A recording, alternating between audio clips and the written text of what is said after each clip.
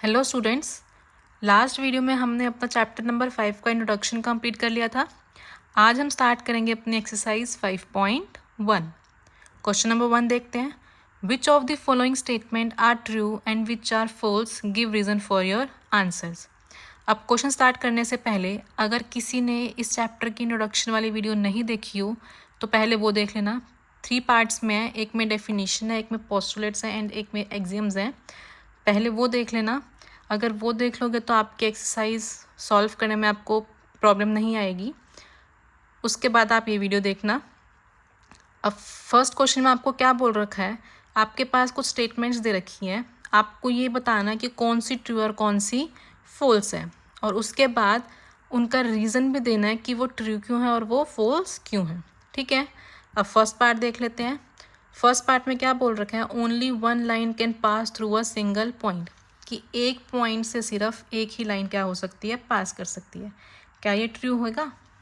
अब आपके पास एक पॉइंट है, ठीक है, क्या इस पॉइंट में से आप एक ही लाइन पास कर सकते हो?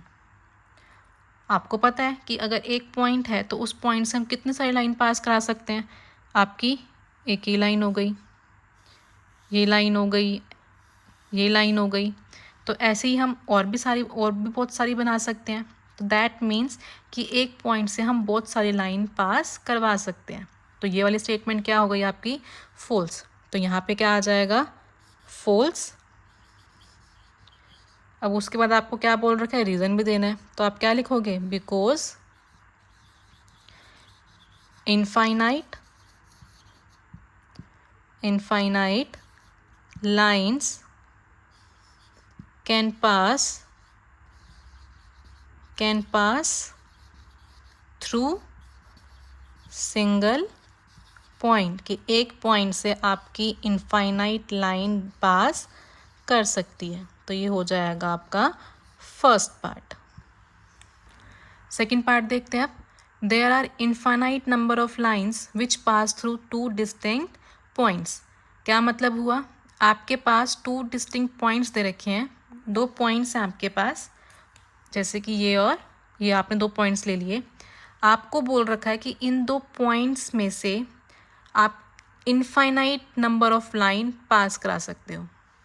आपको याद होगा पोस्टुलेट कंप्लीट करने के बाद मैंने आपको एक एग्जाम करवाया था, उसमें मैंने क्या बताया था आपको कि अगर आपके पास 2 डिस्टिंक्ट पॉइंट्स हैं तो उसमें से पास करते हुए सिर्फ एक यूनिक लाइन होगी, एक से ज़्यादा लाइन पास नहीं कर सकती। तो ये स्टेटमेंट क्या हो जाएगी, फॉल्स हो जाएगी। आप कितना भी ट्राई कर लेना, इन 2 पॉइंट से पास करती हुई आप एक से ज़्यादा लाइन नहीं बना सकते। ऐसे पॉइंट्स है तो आप सिर्फ ऐसे ही लाइन पास करा सकते हो, इसके अलावा और कोई लाइन नहीं होगी जो इन 2 पॉइंट से पास करती हुई जाएगी। ठीक है, तो ये स्टेटमेंट क्या हो जाएगी आपकी, फॉल्स, क्योंकि इनफाइनाइट लाइन हम पास नहीं करा सकते। और रीज़न क्या हो जाएगा, बिकॉज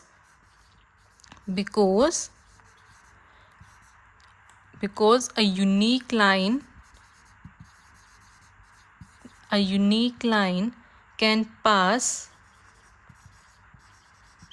through 2 distinct points। तो ये हो गया आपका सेकंड पार्ट। ठीक है, अब थर्ड देखते हैं।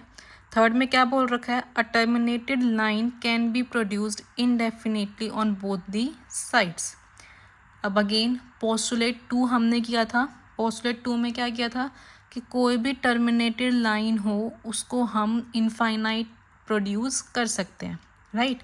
और यहाँ पे भी क्या बोला जा रहा है कि कोई भी टर्मिनेटेड लाइन है उसको हम इनफाइनाइटली प्रोड्यूस कर सकते हैं दोनों साइड। तो ये स्टेटमेंट क्या हो जाएगी आपकी, ट्रू हो जाएगी। तो थर्ड पार्ट इज ट्रू। क्यों, बाय पोस्टुलेट नंबर कौन सा आपका, 2। क्या कहता है पोस्टुलेट 2, अ टर्मिनेटेड लाइन, कोई भी टर्मिनेट लाइन हो उसको हम क्या कर सकते हैं, प्रोड्यूस कर सकते हैं। A terminated line can be produced infinitely. तो ये हो जाएगा आपका थर्ड पार्ट कंप्लीट। किसकी हेल्प से? पोस्टुलेट 2 की हेल्प से हमने क्या कहा कि कोई भी टर्मिनेटेड लाइन है उसको हम इनफाइनाइटली प्रोड्यूस कर सकते हैं। फोर्थ पार्ट करते हैं अब। If two circles are equal then their radii are equal. क्या बोल रखा है? दो सर्कल्स हैं, वो कैसे हैं? इक्वल है। अगर दो सर्कल्स इक्वल हैं तो उनकी रेडियस भी कैसी होनी चाहिए? इक्वल होनी चाहिए, ये बोला जा रहा है। अब दो सर्कल अगर इक्वल हैं तो ऑब्वियस बात है उनकी रेडियस भी कैसे होंगी? इक्वल होगी। तो इसका आंसर क्या हो जाएगा? ट्रू। तो आपका फोर्थ का आंसर क्या हो गया? ट्रू। अब बात आ गई किसकी? रीज़न की। अब रीज़न क्या होगा? अब दो सर्कल अगर इक्वल हैं तो वो एक दूसरे के क्या करेंगे? कोइंसाइड करेंगे। अगर कोइंसाइड कर गए दैट मीन्स कि उनकी रेडियस भी कैसी हो गई? इक्वल हो गई। तो यहाँ पे क्या बोलेंगे? Because equal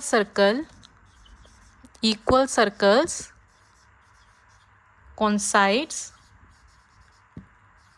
each other, therefore their radii are equal। तो हम क्या बोलेंगे? उनकी रेडियाई भी क्या हो जाएगी? इक्वल हो जाएगी। क्यों? क्योंकि वो क्या कर रहे हैं? एक दूसरे के कॉन्साइड कर रहे हैं। ये हो गया आपका फोर्थ पार्ट। लास्ट पार्ट देखते हैं। इसमें क्या बोल रखा है? इन फिगर, या आपको 3 फिगर्स दे रखी हैं। ए बी किसके इक्वल बोल रखा है? पी क्यू के। पी क्यू किसके इक्वल बोल रखा है? एक्स वाई के। अगर ए बी पी क्यू के इक्वल है और पी क्यू एक्स वाई के इक्वल है तो क्या ए बी एक्स वाई के इक्वल होगी? जैसे सपोज करो ये 3 सेंटीमीटर है। अगर ये 3 सेंटीमीटर हमें बोल रखा है ए बी पी क्यू के इक्वल है, दैट मीन्स ये भी क्या हो जाएगा? 3 सेंटीमीटर हो जाएगा। अब पी क्यू किसके इक्वल है? एक्स वाई के। अगर पी क्यू 3 है तो एक्स वाई भी क्या हो जाएगा? 3 हो जाएगा। अब यहाँ से देखो तीनों लाइंस कैसी हो गई? 3 सेंटीमीटर की हो गई। तो यहाँ से हम बोल सकते हैं कि ए बी किसके इक्वल है? एक्स वाई के इक्वल है। तो ये स्टेटमेंट क्या हो जाएगी? आपकी ट्रू हो जाएगी।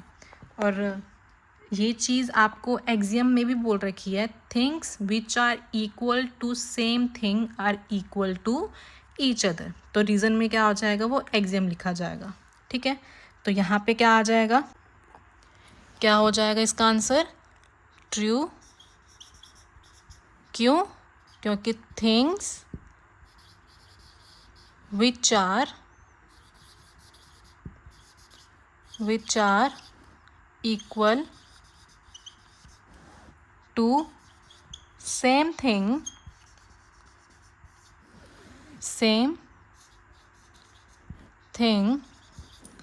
are equal to one another। तो ये हो गया आपका क्वेश्चन नंबर 5 कंप्लीट। इसी के साथ आज के लिए वीडियो कंप्लीट होती है। बाकी क्वेश्चंस हम नेक्स्ट वीडियो में देखेंगे। अगर आपको इस क्वेश्चन में कुछ भी प्रॉब्लम आई हो तो आप कमेंट बॉक्स में बता देना, वहाँ पे रिप्लाई कर दूँगी। और अगर ये क्लास अच्छी लगी हो तो लाइक शेयर एंड सब्सक्राइब कर देना।